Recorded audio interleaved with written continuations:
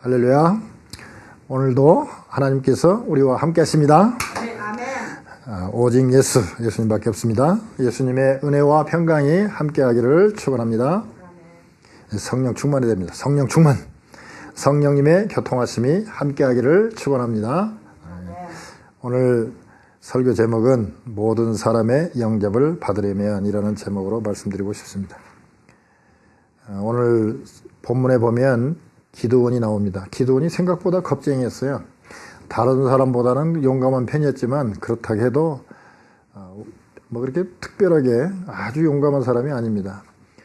그런데 모든 지파로부터 영접을 받는 사람이 되고 나중에는 사사로서 수십 년간 참 이스라엘 민족을 이끄는 어떻게 보면 왕 같은 입장에 서서 이스라엘을 인도했던 위대한 인물 중에 한 사람입니다. 이 사사, 오늘 읽었던 우리 본문이 사사기 6장인데 사사가 뭐냐? 쇼페팀이라고 히브리 말로는 그러는데요. 그 뜻이 뭐냐면 재판관 그런 뜻입니다.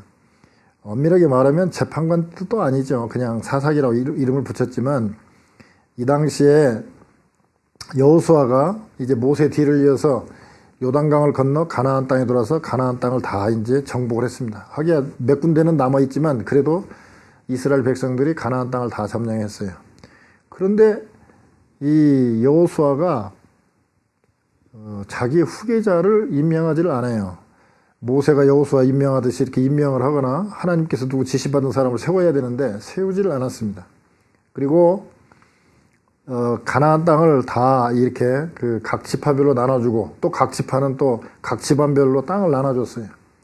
그러니까 이제 정치 제도가 옛날같이 중앙 집권적인 게 아니라 이제 각 지파별로 땅을 다 갖게 됐어요. 이집트에 있을 때 노예 생활할 때 땅이 없었잖아요. 또 광야 생활할 때 텐트 치고 돌아다녔기 때문에 사유 재산은 좀 있었지만 자기 땅이 없었어요. 근데 이제 가나안 땅에 오다 보니까 이제 가나안 땅 다 정복하고 여호수아가 각 지파별로 땅을 나눠주고 또 지파는 각 집안별로 이렇게 다 땅을 나눠줬기 때문에 이제 자기 땅이 생겼어요. 그러니까 무슨 문제가 생기냐? 누가 쳐들어오면 옛날 같으면 여호수아가 다 모여라 하면 모여가고 싸울 수 있었는데 이제 자기 땅이 있기 때문에 그 주변 옆에 지파는 와서 좀 도와줄 수 있어도 저 멀리 있는 데서는 올 생각을 안 해요. 왜? 옛날같이 땅이 없을 때는 먼저 싸워가고 우리 민족부터 살리자 이런 게 있었는데 자기 땅이 생기면서부터는 이제 그렇게 모이자 할 때 잘 모여지지가 않는 거예요. 이제 그런 찰나에 또 하나님의 기적을 보았던 그 원로, 우리식으로 말하면 장로님 그런 분들이 이제 다 돌아가시고 나니까 점점 가나안에 그 남아있는 그 다른 족속들 있잖아요. 가나안에 살고 있던 그 족속들하고 좋은 게 좋은 거지 꼭 서로 사람이 다 같은 사람이지 꼭 죽여야 되고 쫓아내야 돼. 그냥 서로 어울려 살지 뭐. 그러니까 서로 이렇게 동거하다가 동화되다가 나중엔 타락해져 버린 거죠. 그러다 보니까 이 사사기를 읽다 보면 제일 마지막에 뭐라고 나와 있냐면 자기 소견에 옳은 대로 살았다. 즉 내 마음대로 살았다는 거죠. 하나님 뜻대로 산 것이 아니라 내 마음대로 살았다. 인본주의 또 자유주의 이런 식으로 살았다는 것이죠. 그러니까 결국 하나님 보시기에는 이제 잘못된 삶을 살게 되는 것이죠. 그러니까 이제 악을 저지르고 우상을 숭배하고 가나안 사람들하고 막 시집장가가고 그러다 보니까 하나님이 볼 때는 이게 틀렸거든요. 그러니까 혼내기 위해서 하나님이 직접 혼내는 게 아니라 주변의 나라들을 통해서 혼내주죠. 그 주변에 있는 미디안 나라가 쳐들어와가지고 7년 동안이나 이스라엘을 말하자면 귀찮게 하고 농사 때만 되면 와가지고 다 농산물 뺏어가고 그랬어요. 그러니까 이제 죽게 생겼으니까 옛날 생각을 하고 하나님께 또 기도를 하죠. 기도를 하면 하나님께서 어떤 사람들을 세워요. 그 사람들이 누구냐면 바로 재판관이라는 사람. 우리는 사사라고 그러죠. 그 사사를 세웠는데 지금 미디안이 쳐들어와가지고 7년 동안 괴롭히니까 하나님이 사자를 보내가지고 누구를 택하냐면 기드온을 택합니다. 근데 기드온이 지금 기드온이 좀 부자였어요. 보니까 다른 사람에 비해서 부자였어요. 왜냐하면 그 가나안 때 소도 있었고 아버지가 소도 갖고 있었고 종도 10명이나 데리고 가고 그런 거 보면 집안이 좀 괜찮았어요. 그러나 다른 사람들은 이제 농사질 것도 없고 뺏길 것도 없고 그러니까 그냥 아예 굴에 가서 숨어가고 목숨이나 부지하자고 굴에 가서 숨어서 살고 그러는데 기도는 그래도 좀 돈이 있으니까 구레까지는 못 가고 큰 포도주 그 틀이 있어요. 그게 높이가 높아가지고 그 안에다 포도를 놓고 막 밟으면 이제 포도가 으깨져가지고 포도즙이 나오잖아요. 그러면 그걸로 포도주를 만드는데 그 통이 큰 그 통 속에 숨어가지고 밀을 타작하고 있었어요. 그러니까 미디안 사람이 보면은 큰 포도주 그 틀이니까 저 속에 사람이 있는 거 없는 거 잘 안 보이잖아요. 그 속에 가서 숨어갖고 어떻게 밀을 좀 타작해갖고 그게 조그만 데서 밀 타작 보이진 않지만 얼마나 크겠어요. 그 조그만 데서 밀을 어떻게 타작을 해갖고 그걸 어떻게 먹고 살려고 타작을 하고 있는데 하나님께서 사자를 보내가지고 천사를 보내가지고 큰 용서요. 그러니까 깜짝 놀라죠. 숨어갖고 지금 밀 타작하고 있는 기도원이 얼마나 놀랐겠어요. 깜짝 놀랐고 아니 누구시냐고 그러니까 내가 하나님의 사자다. 그러니까 그러면서 네가 네 힘으로 미디안을 물리치고 이스라엘을 구해라. 그러니까 아이고 저희 집안이 조그마한 집안인데다가 아이고 제가 무슨 능력이 있다고 그거 합니까? 아이 못해요. 그러니까 아니야 하나님이 너와 함께하니까 네가 한 사람 치듯이 미디안을 다 쫓아낼 수 있다. 그러니까 에이 그러면 당신이 정말 하나님 사자 같긴 한데 진짜 하나님 사자인지 아닌지 한번 징표를 보여달라. 한번 테스트를 해보겠습니다. 좋다. 여기 좀 잠깐 계십시오. 제가 가서 지금 재물을 가져오겠습니다. 그래가지고 염소 한 마리를 잡아다가 오죠. 그래가지고 염소하고 이제 뭐 이렇게 해서 무교전병 같은 걸 만들어가지고 소쿠리에 담아가지고 이제 그 상수리나무 아래 이렇게 바위 덩어리 위에다가 거기다 국도 넣고 거기다가 뭐 염소 고기 이렇게 다 올려놨어요. 그러니까 여호와의 사자가 손에 잡은 지팡이를 탁 내밀어갖고 탁 대니까 바위에서 불이 탁 나오더니 그냥 싹 살라버리는 거야 한 번에. 그리고 보니까 여호와 사자가 없어졌어요. 그러니까 아이고 진짜 여호와의 사자네. 진짜로 하나님이시구나. 하나님이 보내셨구나 하는 걸 알게 되죠. 그리고 이제 오늘 본문의 조금 앞에 25절에 보면 그 밤에 하나님께서 기드온에게 이르시되 내 아비의 수소 곧 7년 된 둘째 수소를 취하고 하나님은 참 구체적이에요. 그리고 내 아비에게 있는 아마 그 아버지가 기드온의 아버지가 그 동네 유진가 봐요. 그 아버지 집에 뭐가 있었냐면 우상 숭배하는 바알에 지금 가나안 땅 정복 온 지가 언제 됐다고 벌써 바알을 섬기고 그래요. 그 바알을 섬기고 그 아세라 여자신이죠. 바알이 남자신이고 풍요의 신, 농사의 신, 바알신, 아세라신은 이제 여자신이에요. 그래가지고 이 바알신과 아세라신을 늘 같이 있어요. 왜냐하면 이 여신은 또 풍요의 신, 그 말하자면 다산, 말하자면 이렇게 아기를 많이 낳는 그런 신이거든요. 그러니까 바알과 아세라가 이렇게 부부처럼 이렇게 짝으로 있어요. 그걸 갖다가 다 헐어버리고 특히 아세라 이 여자 신은 나무로 만들었으니 그걸 다 도끼로 쪼개가지고 하나님께 제사 지내는 그 번제 드릴 때 불이 필요하잖아요. 그 불로 써라. 그렇게 명령을 하죠. 그런데 이제 지금 오늘 보면 기드온이 27절에 보면 이게 낮에 하기는 좀 겁나거든요. 그러니까 밤에 종 열을 데리고 가가지고 그걸 갖다 다 하나님이 하라는 대로 그 바알 상을 다 헐어버리고 그 다음에 아세라상 찍어갖고 번제로 다 그렇게 밤에 다 하죠. 그러니까 모든 사람의 영접을 받으려면 첫째 뭘 해야 되냐면 이 바알의 단을 다 해파해버렸잖아요. 바알의 단을 다 부셔버렸단 말이죠. 28절에 그렇게 나오죠. 성읍 사람들이 아침에 일찍 일어나 본즉 바알의 단이 해파되었으며 단 곁에 아세라가 찍혔고 새로 쌓은 단 위에 그 둘째 수소를 드렸는지라 그랬습니다. 그러니까 자 보세요.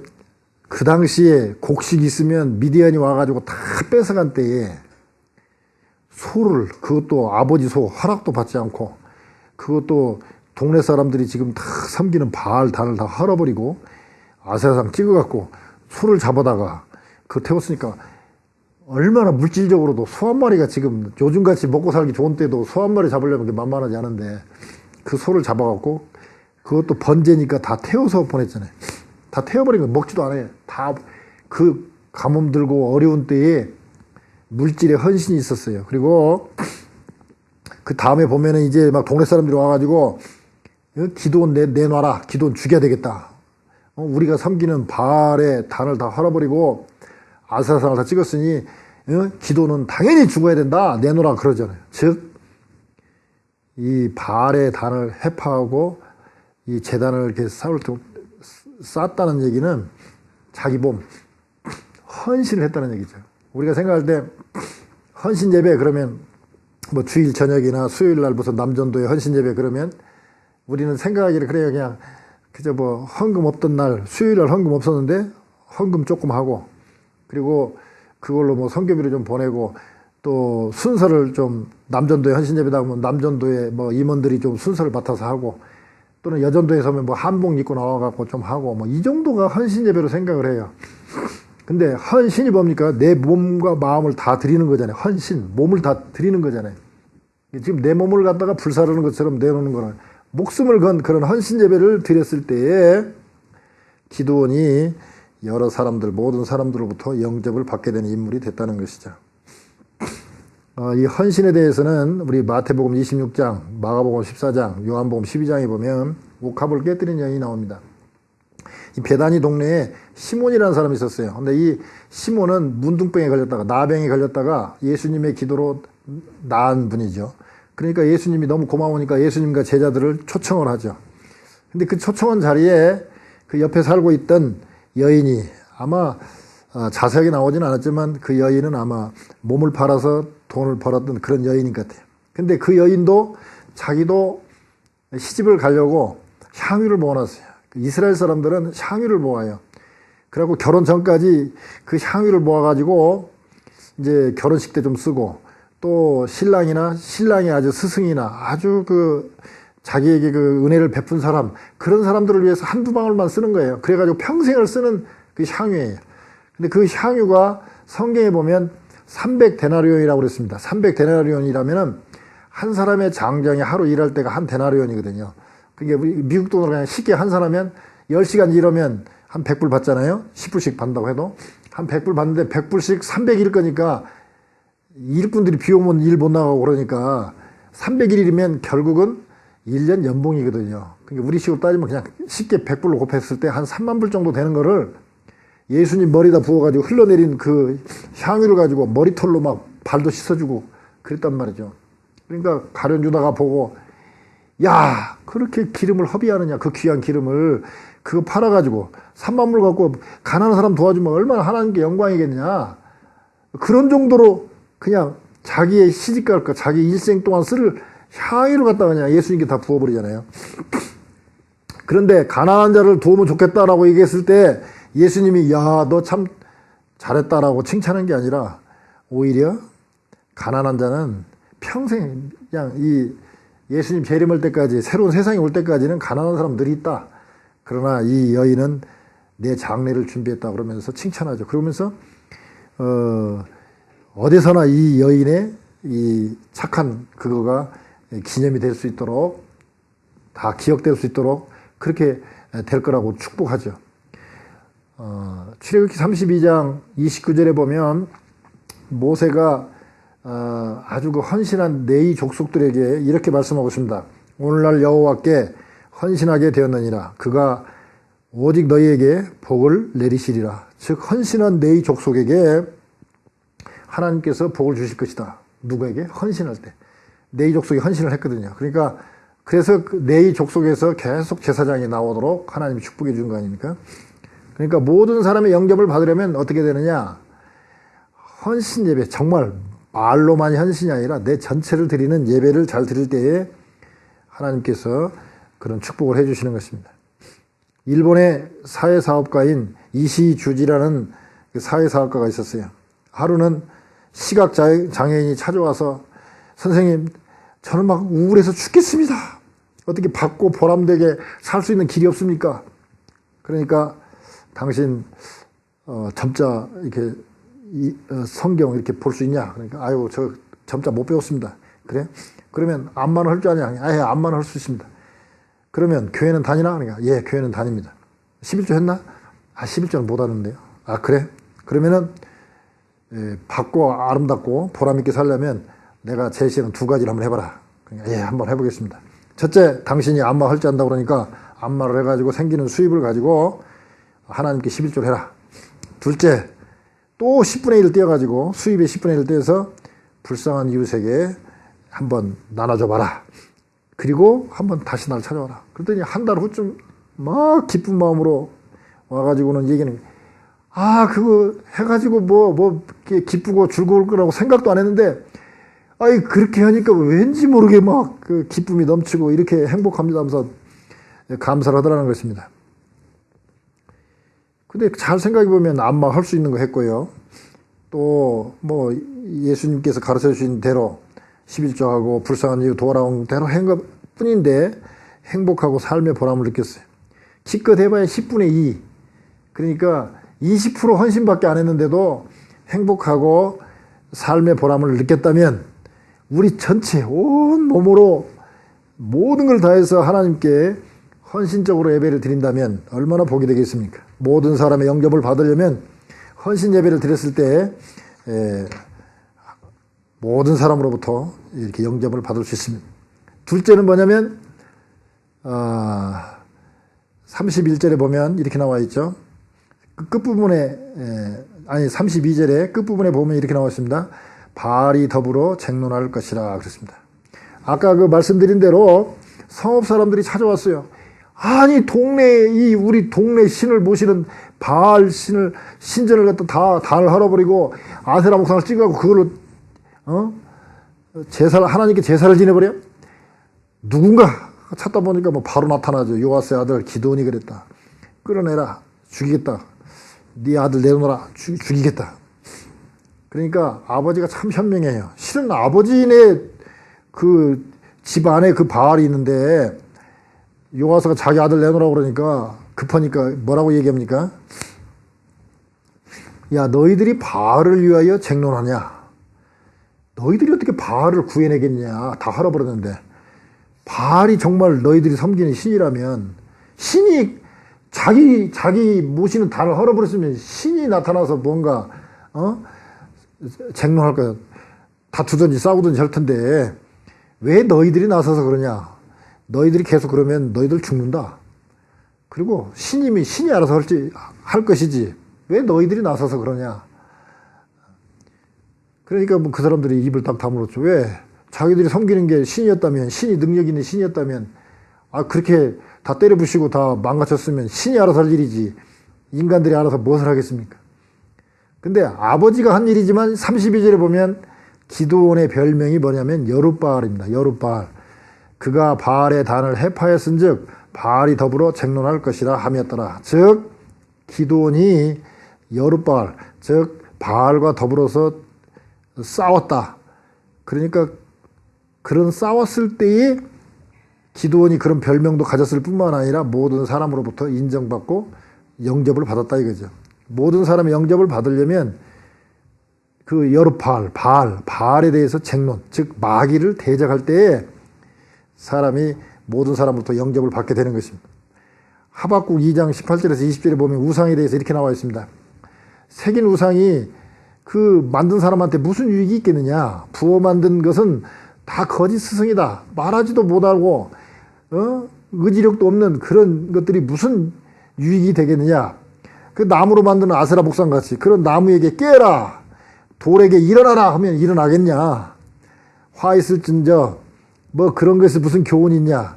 금과 은을 입힌 것 그 속에 무슨 생기가 있느냐? 도무지 없다. 그러니 하나님은 성전에 계시니까 그 앞에서 잠잠할지니라. 즉 우상 섬기지 말고, 말 못하는 우상 섬기지 말고 성전에 계신 하나님 그 앞에서 잠잠하니 예배 드리라는 것이죠. 즉 모든 사람의 영접을 받으려면 그런 우상들을 갖다가 강하게 대적해야 돼요. 마귀를 대적해야 됩니다. 1929년 11월 3일 날 강주 학생 사건이 났죠. 그 강주 학생 사건이 막 전국으로 퍼져가는데 평양북도, 평안북도, 압록강 근처에 있는 영변까지 막 쫙 번져간 거죠. 영변에 숭덕 여학교가 있었는데 그 여학생들이 태극기를 들고 막 시위를 하니까 진압을 하던 그 한국 이시성을 가진 이 형사가 몽둥이랑 총대를 막 휘두르면서 야, 시집이나 가서 아이나 낳지 뭘 안다고 너희들이 독립운동이냐? 가소로운 것들 막 하면서 하니까 그 여학생 중에 하나가 그럽니다. 야, 그 일본에게 충성하는 일본 사람도 아닌 한국 사람이 그렇게 일본에 충성하고 그렇게 앞잡이 노릇하니까 마음이 안 들었던 거죠.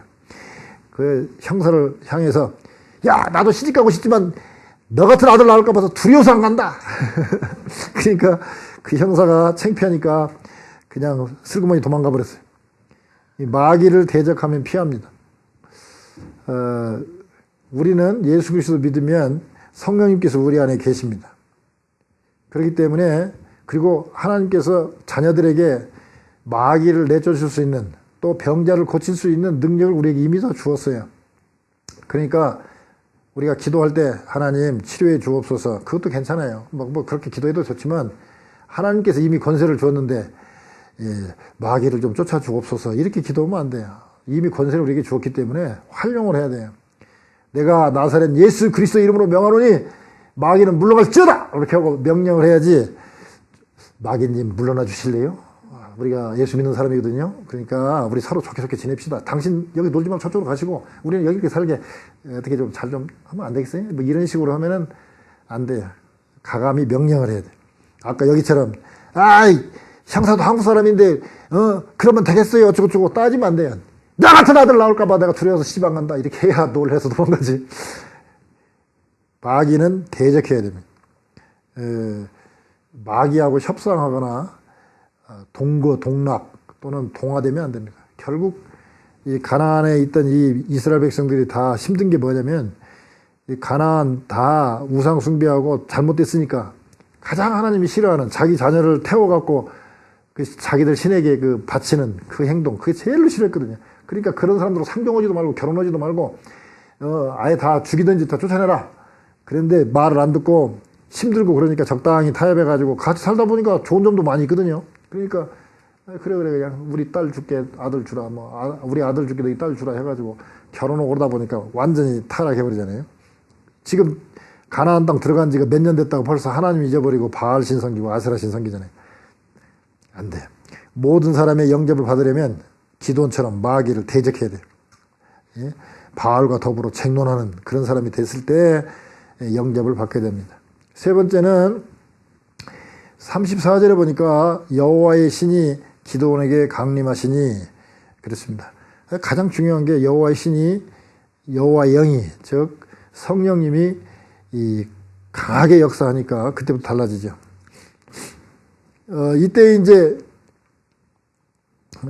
미디안 사람, 아말렉 사람, 동방 사람들이 요단을 건너서 이스라엘 골짜기에다가 진을 쳤습니다. 그때에 하나님의 신 성령님이 기드온에게 강림했어요. 구약시대 때는요, 어떤 사람에게 성령이 강하게 임했다가 또 그냥 나가고 왔다 갔다 했어요. 신약시대하고 달라요. 예수님이 오신 뒤로는 예수 믿는 자에게는 한 번 성령님이 우리 안에 거하시면 우리가 천국 갈 때까지 계속 우리 안에 계셔요. 단 차이가 뭐냐? 성령 충만하냐, 성령 충만하지 않느냐, 그 차이는 있어요. 즉, 비유를 들자면, 우리가 집에 보일러 있잖아요. 보일러 보면, 파일로트 불꽃이라 해가지고, 이만큼 불꽃이 있어요. 파란 불꽃 조금 있어요. 그리고 탁 틀면 훅, 그거 붙잖아요. 그러다가 또, 쓸 일이 없으면, 파일로트 불꽃이 조금 남아있어요.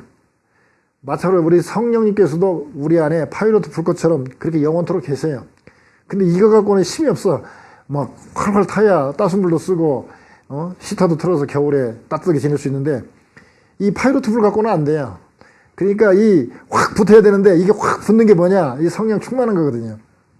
이 성령 충만해야 되는데 지금 이 기드온에게 하나님께서 성령이 강하게 임하시니까 아비에셀 족속이 그를 따라오고 사자를 므낫세, 아셀, 스불론, 납달리 지파에다 보냈더니 오늘 마지막 절에 35절 보니까 그 무리도 올라와서 그를 영접하더라. 모든 지파가 말하자면 기드온에 보낸 사자에게 우리도 군대 보내겠다 해가지고 군인들을 다 보내가지고 결국 이제 미디안 사람들을 다 물리치죠. 유명한 그 기드온의 300용사 그 사건 다 알잖아요. 그런 것처럼 기드온이 나중에 이제 크게 쓰임 받게 되고 모든 지파로부터 인정받는 지도자가 되고 사사가 되잖아요.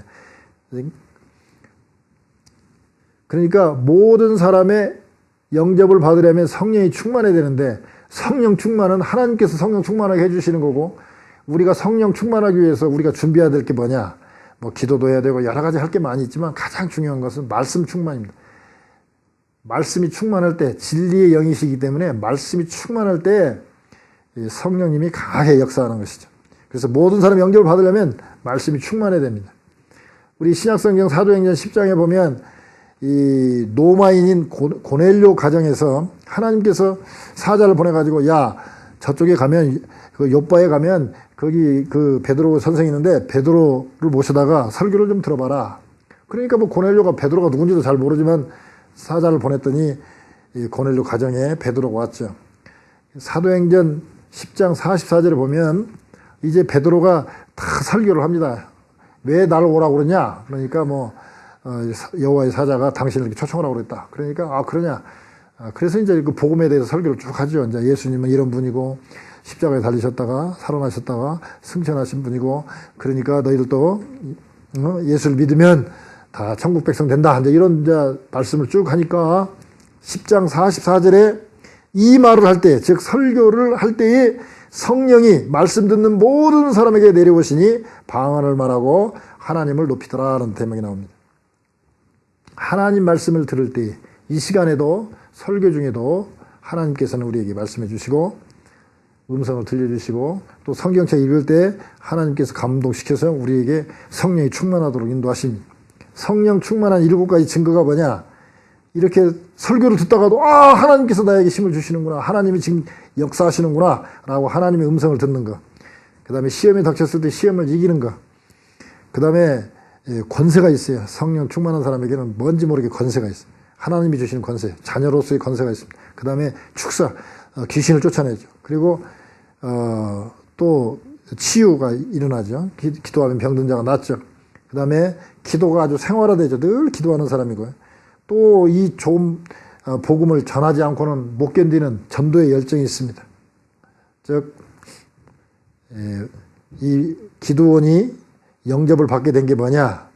모든 사람의 영접을 받게 되는 게 뭐냐면 성령 충만해야 되는데, 그 성령 충만은 바로 말씀이 충만해야 된다는 것이죠. 대학생 중에 하나가 단기 선교로 태국을 가게 됐어요. 아주 성령이 충만해서 내가 태국 가서 전도를 해야지. 그러다가 태국 가서 꼭 전도할 거 뭐 있냐? 우선 비행기에서부터 전도를 하자. 그래갖고 이제 그 타이 항공에 스튜어디스가 딱 오니까 전도를 하려고 영어로 이제 물어봅니다. Do you know Jesus Christ? 그러니까 잠깐만 기다리시라고. 그러더니 한참 있다가 오더니 죄송합니다. 아무리 승객 명단을 찾아봐도 지저스 크라이스트라는 그런 분이 안 타셨네요 하고 이 얘기를 하더라는 것입니다. 왜 이 스튜어디스가 몰랐을까요? 성경을 안 봤으니까 모르죠. 태국에 가보니까 성경 볼만한 사람들이 별로 없는 것 같아요. 그 분위기가 그래요. 즉 성령이 충만하려면 먼저 성경을 읽어야 돼요.